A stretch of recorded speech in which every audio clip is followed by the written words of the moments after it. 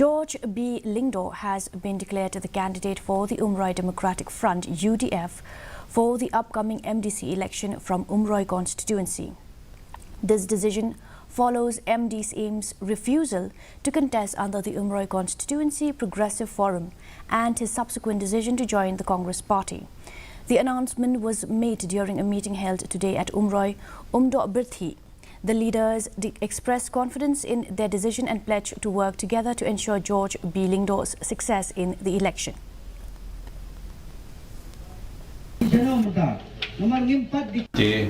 Ibu ya kaji tepat pon dia baru perlok baju Persian na hagisan ke belum but baju Persian itu mendengar albinus bagi sebab ada ketika dia ketika mon jungki na kebentar jungna bat ang kebentar mendengar albinus hal ni election ko mata kamu nilai menolak itu jaga jingjo.